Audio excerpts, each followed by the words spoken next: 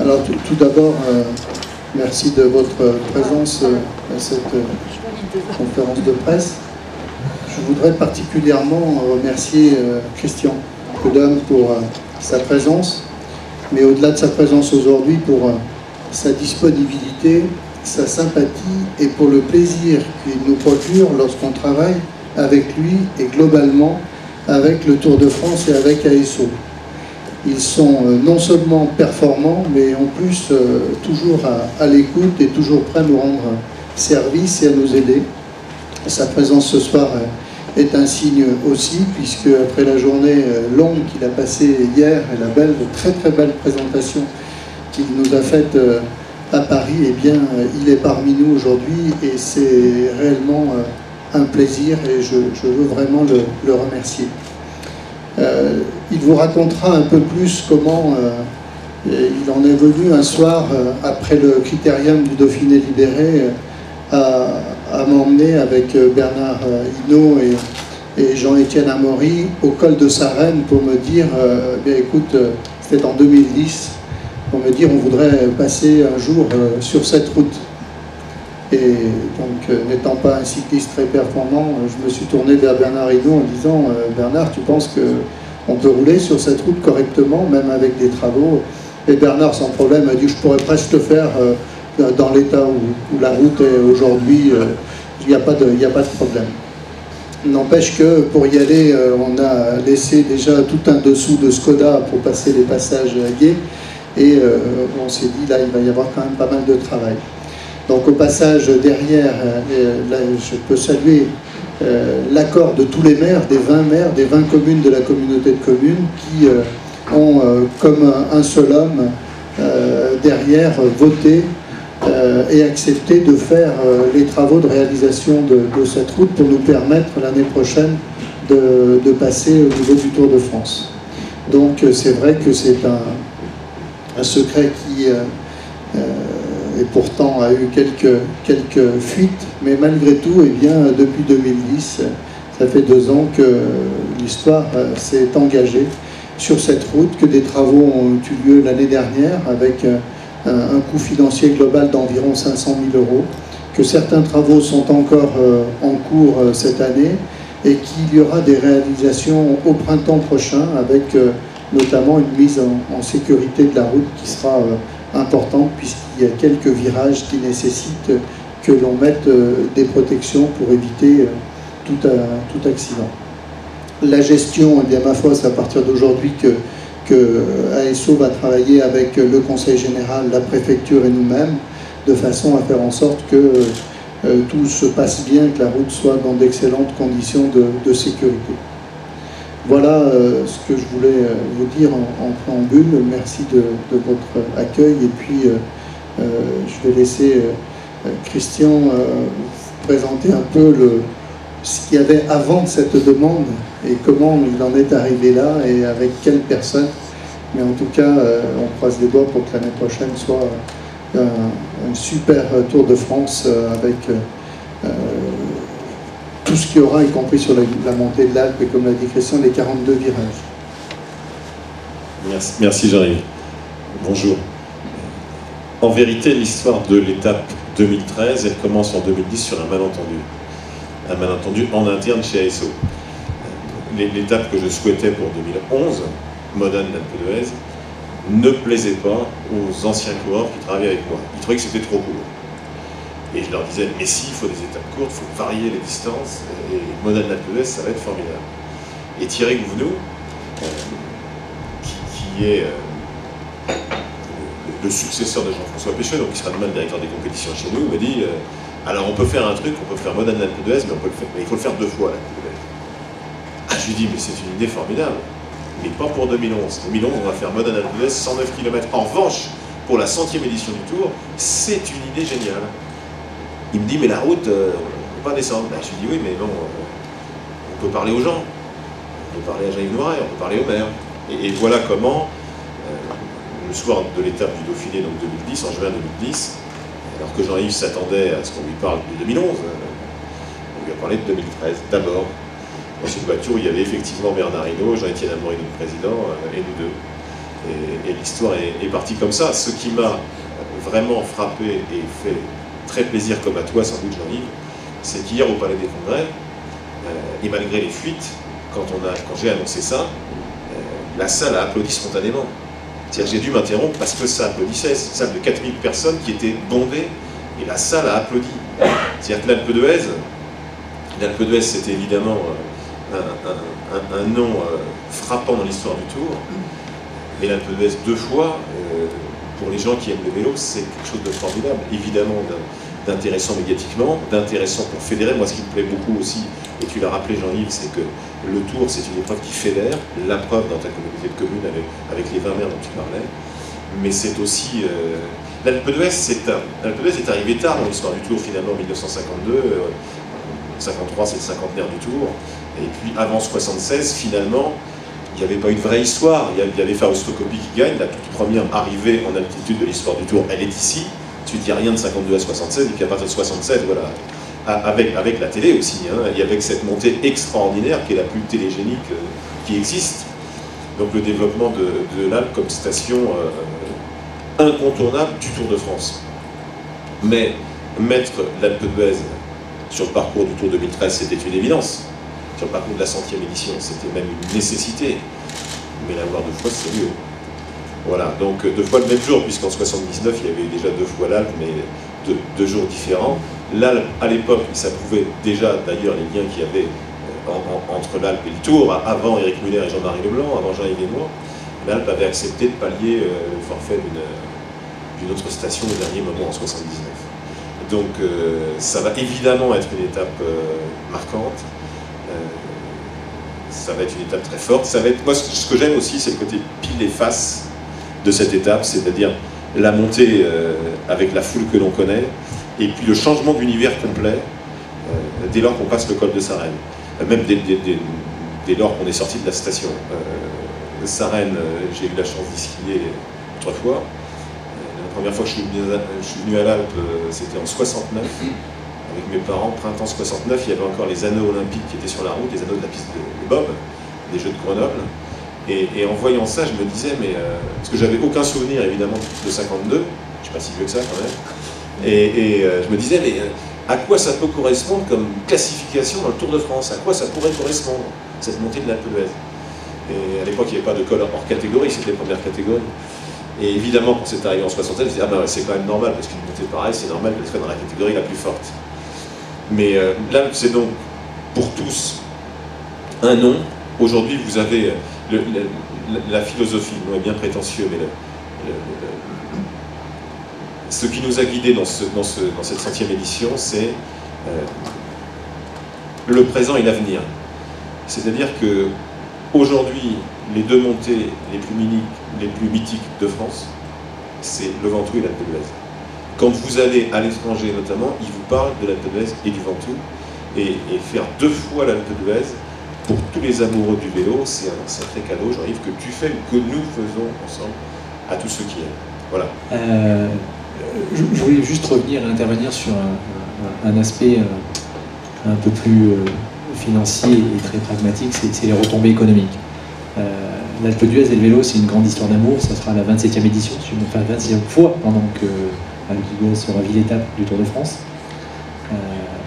Donc c'est aujourd'hui, je crois, la 2e ville en altitude qui a accueilli le Tour de France. Il doit y en avoir une devant, mais moi je suis un peu chauvin. Je la connais bien, moi, par contre. C'est Briançon. Mais bon, oui, en altitude, oui. Ouais, Briançon est une station. Non, Briançon est un petit peu devant, voilà, je crois 31. Donc je révise un peu mes classiques aussi, voilà. Donc les retombées économiques, c'est non seulement pour l'Alpe d'Huez, mais c'est pour l'ensemble de l'Oisans. Ça va même jusqu'à Grenoble. On en parlait à midi avec les gens de France 3. C'est vrai que si on calcule que seulement chaque personne consomme 10 €, 10 € c'est quoi? C'est 2 coca, un journal, l'équipe, par exemple, acheté. On a 1 million de personnes, c'est les sources police, donc ça fait 10 millions de retombées économiques. C'est vrai qu'on a une garantie importante pour nous de pérennité sur l'été, donc d'avoir un bon été. C'est un élément important, c'est ce qui a permis aussi la réputation de l'Alpe d'Huez. Donc l'Alpe d'Huez a été connue grâce au Tour de France, et puis le Tour de France a fait peut-être ses plus belles heures sur les montées de l'Alpe d'Huez, les montées mythiques, les 21 virages, les 42 l'année prochaine. Je crois qu'à l'Alpe, on a une histoire importante avec le vélo, et je remercie un de nos partenaires importants, c'est Cube, qui est là aujourd'hui, parce qu'on a un partenaire avec un équipementier cycliste. Voilà, et je crois qu'on n'a pas encore assez capitalisé sur cet aspect vélo, avec, pour notre station, c'est le vélo dans tous ses états, puisqu'on fait bien évidemment du vélo de route, mais on fait aussi du VTT, on a de la méga avalanche, on a de la marmotte en vélo de route, on est en train de regarder pour d'autres épreuves, donc c'est une grande histoire d'amour entre le vélo et l'Alpe d'Huez, et je crois que demain, j'aimerais qu'on développe, si c'est possible, et je l'annonce ce soir, enfin aujourd'hui, monsieur le maire, si vous le permettez, j'aimerais que l'an prochain, l'Alpe d'Huez soit la capitale mondiale du vélo. Si on pouvait arriver à garder cette image et d'être l'endroit où il faut être si on aime le vélo, grâce au Tour de France, bien évidemment, je crois que c'est la référence qu'on peut avoir mondiale. Et on essaiera de faire le maximum pour vous accueillir dans les meilleures conditions, pour que bien évidemment les coureurs et la caravane soient là dans de bonnes conditions, mais que les spectateurs, qui seront peut-être pas le double, parce que même si on a 2 fois la montée, on n'aura peut-être pas le double de spectateurs, ce sera difficile, parce qu'à un moment on n'arrive plus à les mettre, sur 3, 4, 5 rangs, à un moment on n'y arrive plus. Voilà. Par contre, les gens viendront certainement un peu plus tôt. Il y aura cette descente de Sarenne qui est très spectaculaire, il n'y aura pas beaucoup de monde peut-être dans Sarenne, mais au moins sur la montée, je crois qu'on pourra les mettre.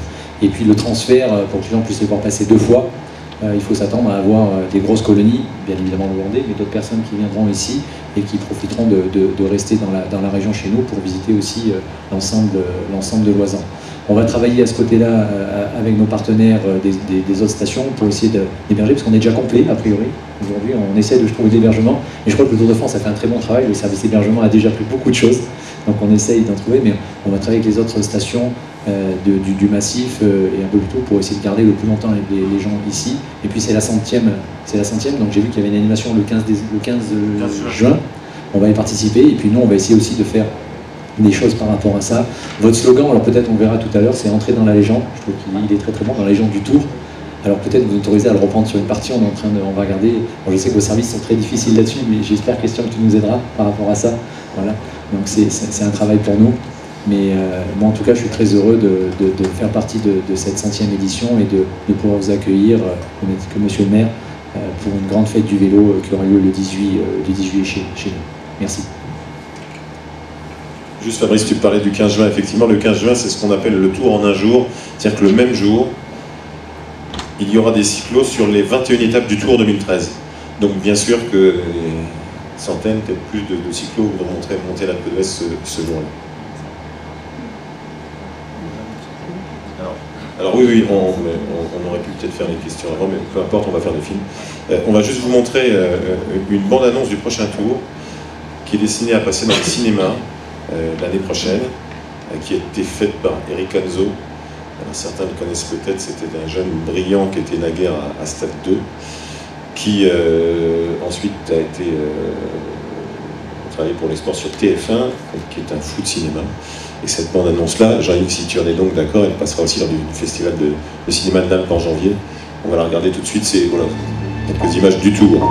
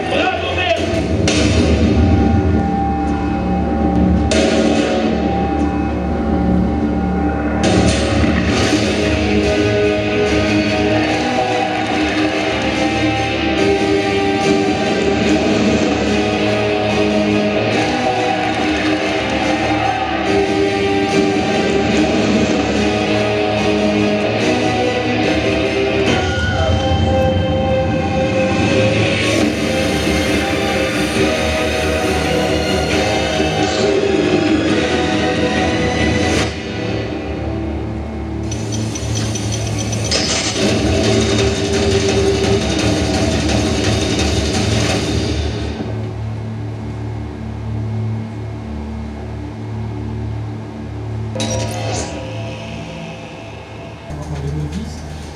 depuis quel travail finalement a été fait par vous et par les services d'ASO justement en collaboration avec la mairie ici, l'Office du tourisme, justement pour faire naître cette étape d'encadrement?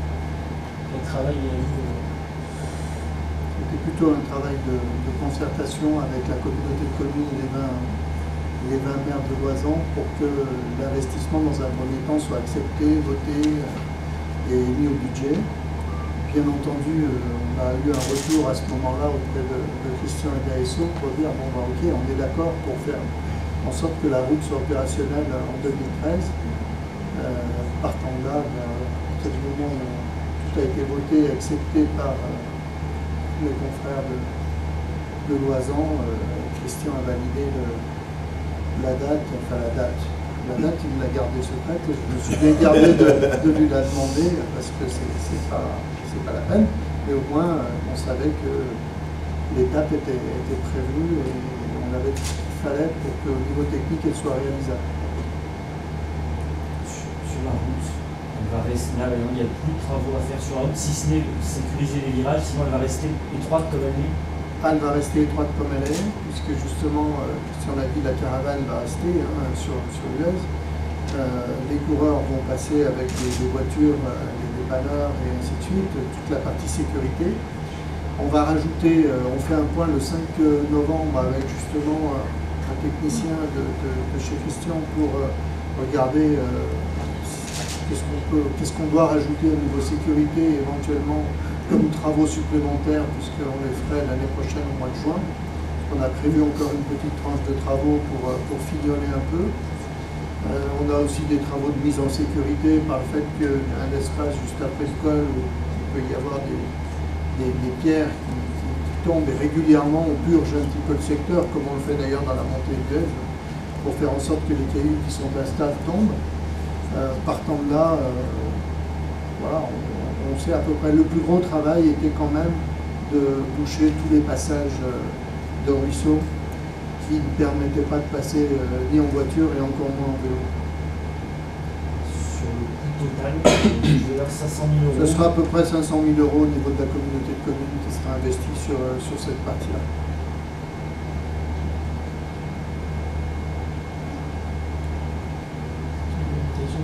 Est-ce que vous avez déjà un retour du peloton par rapport à cette double montée de l'US? Quelle est la réaction justement des coureurs? Les réactions que j'ai pu entendre, parce que j'ai été un tout petit peu occupé hier, j'ai pas discuté avec grand monde, c'est ce que j'ai pu lire comme vous. Donc j'ai vu Thibaut Pinot, les grimpeurs ou Pierre Roland étaient absolument ravis. Ça leur va plutôt bien, je trouve ça magnifique. Et de fait, je pense que ça donnera une étape encore plus attendue qu'à l'ordinaire.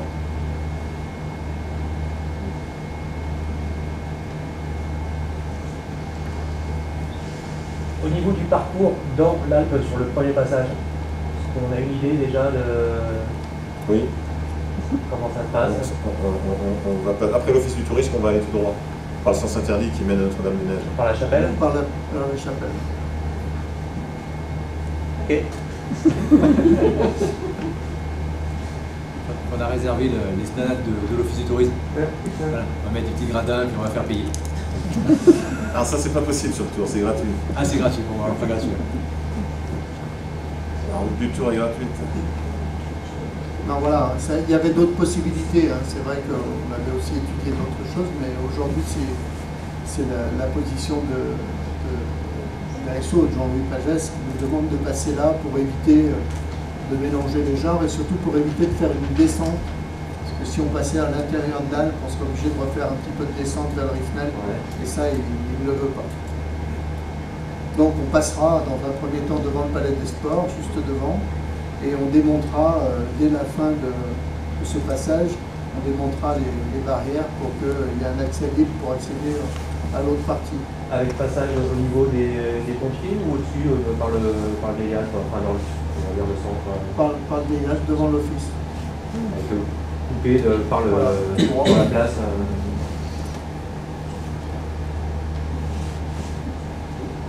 Une question, le col de Sarenne, là, parce que je suis en train de regarder les images, c'est quand même très étroit. est-ce qu'il va être fermé avant? Parce que vous savez comme moi, il y a quand même 10 jours avant, voire 15 jours avant, des camping-cars qui vont aller s'installer. Alors ça fait partie de la sécurité qu'il va falloir mettre en place maintenant. Alors comme on n'est pas sur notre commune, on ne va pas s'avancer à dire qu'on va bloquer la route, mais l'idée est quand même bien d'interdire toute circulation quelques jours avant et de faire en sorte qu'il y ait pratiquement aucune voiture sur le circuit.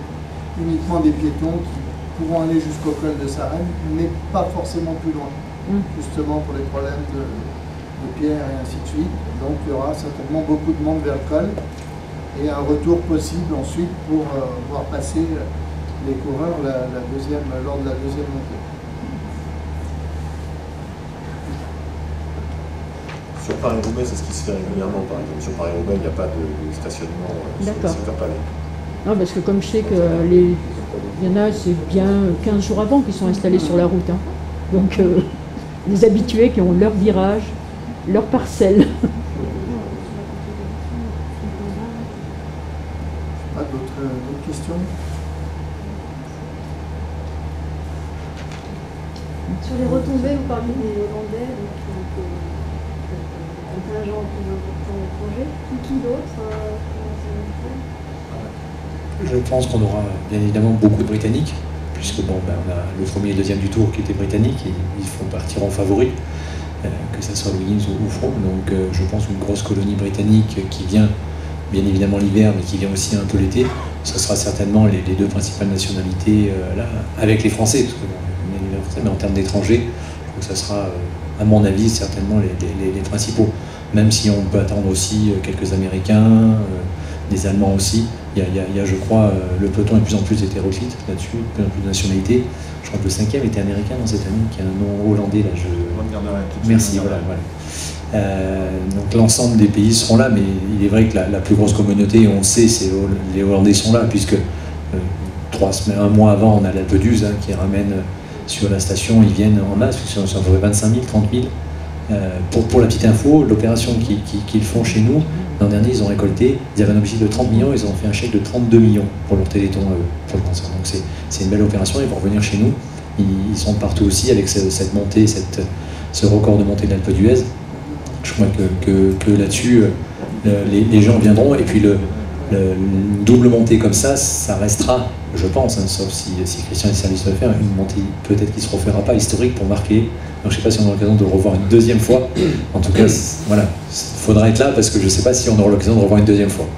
Donc ça restera pour le centenaire un élément important, et je pense qu'on aura beaucoup de gens qui viendront pour ça. À nous de savoir, est-ce que disait M. le maire tout à l'heure, gérer la sécurité dans de bonnes conditions avec les services de l'État pour que les gens puissent accéder aussi, puisque ça veut dire que le peloton va arriver un peu plus tôt.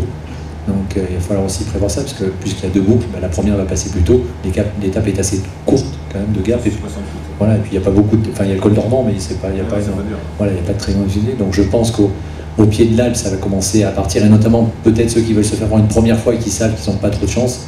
Donc il va y avoir des belles bagarres certainement. Donc une belle ambiance avec beaucoup de monde autour. Donc après, on fera ce qu'on peut nous aussi pour essayer de les encadrer et puis de les loger, parce que comme je le redis, aujourd'hui on est quasiment déjà plein, et on sait que ça déborde dans l'Oisans, mais même jusqu'à Grenoble. Voilà. Donc on va s'activer avec nos collègues pour répondre le mieux possible à l'ensemble des demandes, mais aujourd'hui on a des demandes auxquelles pour l'instant on ne sait pas répondre. Donc il y a déjà une très grosse affluence par rapport à ça.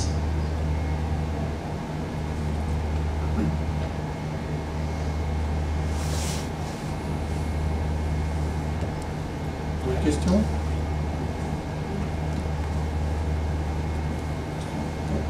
Christian, vous associez la 100e édition du Tour de France avec 2 montées de l'Alpe d'Huez. C'est assez significatif, cette montée, elle est si mythique qu'on va la faire 2 fois. La montée de l'Alpe d'Huez, c'est une des ascensions les plus fortes du Tour de France et de l'histoire du Tour.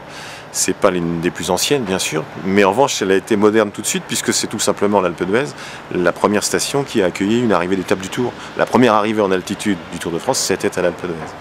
C'était il y a 60 ans. Donc effectivement, la faire 2 fois le même jour pour la 100e, ça veut dire quelque chose.